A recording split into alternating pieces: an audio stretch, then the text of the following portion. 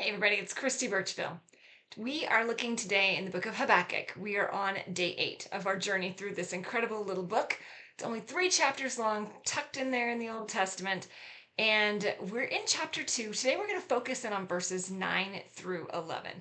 We've been talking about the woes, W-O-E, woe, that God is saying is going to come as part of judgment. Habakkuk is asked, why do the evil people seem to last? Why, God, do you tolerate all of these horrible things?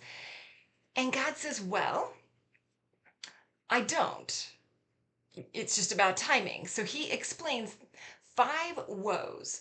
We looked at the first one yesterday. The second one is found in verse 9 of chapter 2 of Habakkuk. It says, woe to him who builds his house by unjust gain, setting his nest on high to escape the clutches of ruin. Unjust gain. Yesterday we talked, the first woe was about being, things that were still stolen, stealing, extortion, those things. That was the first woe.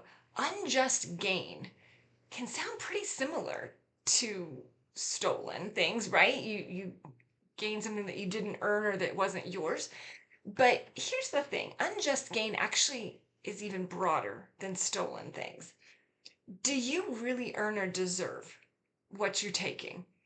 Is it really something that is yours for the taking? If you're building your life, your reputation on things that are not truly yours, then you're going to find yourself in the clutches of ruin. Business example is probably the best example I have of this. People who take credit for other people's work. If you're busy taking credit for someone else's work and you do that over and over again, and I've seen people who've built their careers off of taking credit for what other people have done, and they attain high position, they become in leadership roles, and eventually what I've seen is that it ends up crashing down on them, and it becomes obvious that they weren't the ones that were the mastermind behind whatever it was that got them to that place.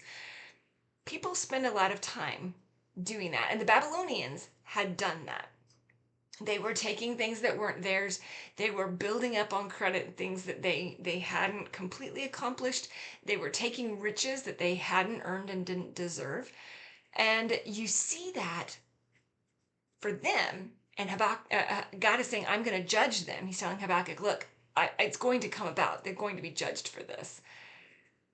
For you and I, what are things that we're maybe taking credit for that we don't deserve? What unjust gain do we have in our lives? As we're looking through our lives and as we're looking through the things that we're doing, we have to make sure that we are giving credit where credit is due, and that we're not trying to build our own house. If we're grabbing things and wanting things for ourselves, then it's really we've missed the mark. We're supposed to be building things for the Lord, building things for God's kingdom. That's where our focus should be. And if we're doing that, then we don't have to worry about this woe. God's saying, look, I'm going to judge them for this. Let's be real. He's going to judge you and I for this as well. We need to make sure that we are not building anything in our life on unjust gain. We should be turning everything over to Christ and giving him the credit and the glory where it's deserved. If you've missed any of the previous sessions on this and you're like, what was the first woe? What else did Habakkuk ask?